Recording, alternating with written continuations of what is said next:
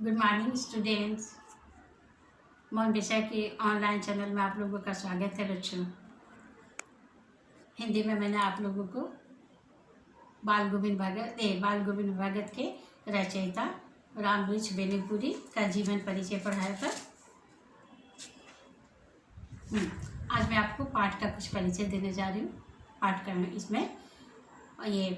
इसमें एक वृद्ध व्यक्ति की कहानी है, बाल गोविंद भगत। याद रखिएगा, बाल गोविंद, नॉट गोविंद, बाल गोविंद भगत 60 से ऊपर के एक वृद्ध व्यक्ति हैं और वो 60 साल के और मंझोले कद के हैं। 60 साल के माना जाता है और उनका चेहरा अब सफ़ेद बाल बिल्कुल सफ़ेद हो चुके थे। सफ़ेद बालों से उनका चेहरा जगमग रहता था और लंबी दाढ़ी वाड़ी जटा जूट तो नहीं रखते थे,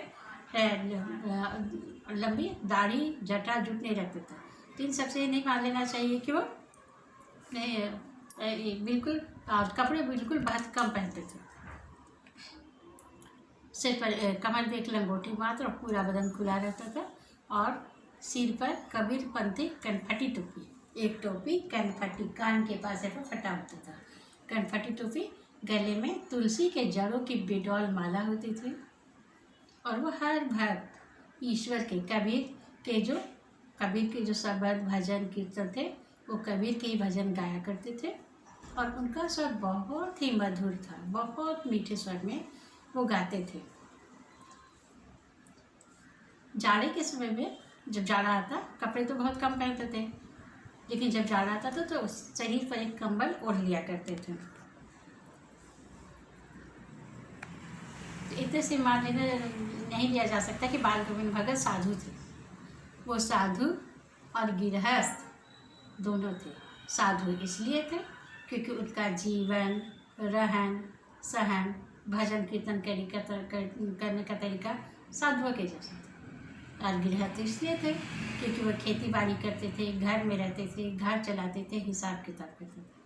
मतलब दोनों का, गृहस्थ और साधु दोनों का संयोग विरले ही देखने को मिलता है, शायद ही देखने को मिलता है। लेकिन बाल गोविंद भगत जो थे, गृहस्थ और सन्यासी दोनों का मिला जुला हुआ रूप थे। और जो एक तिलक लगाते थे, यहाँ से लेकर के यहाँ तक तिलक को लगाते, जैसे छठ के समय में औरतें सिंदूर का टीका लगाती है ना, नाक से लेकर के वो तिलक लगाया करते, चंदन का टीका लगाया करते थे। और थोड़ी और उनके पास एक छोटा सा एक साफ़ सुथरा एक मकान था और खेती बाड़ी के लिए थोड़ी सी ज़मीन थी जिसमें वो अपने साल भर का अनाज वो उगा लिया करते थे। किंतु खेती बाड़ी करते, परिवार रखते, बाल गोविंद भगत साधु थे। खेती बाड़ी करते, घर गृहस्थी करते हुए भी मेरे बाल गोविंद भगत साधु थे। साधु की परिभाषाओं में बिल्कुल खरे उतरते थे। कबीर को साहब मानते थे। उनका आदर्श कौन था? साहब, ईश्वर, कबीर। उन्हीं के बताए आदर्शों पर चलते थे। कबीर ने जैसे सभी को कहा था, ऊँच नीच सभी जीवों से प्रेम करो, सभी में धर्म है, सभी में ईश्वर है।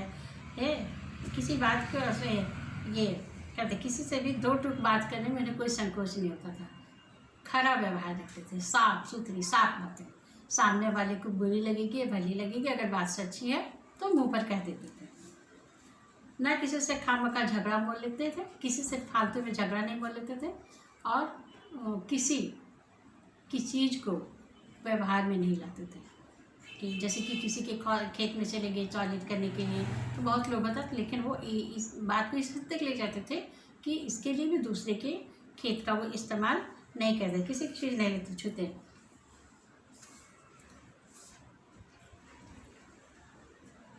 हाँ, और सबसे बड़ी बात है कि जब उनके खेतों में जब पहली फसल उगती थी, जो कुछ भी उगता था उसको एक टोकरी में भर करके और सिर पर लाद करके साहब के दरबार में ले जाते थे। साहब का दरबार क्या? कबीर पंथी एक मठ, उस मठ में ले जा करके वहाँ पर देते थे।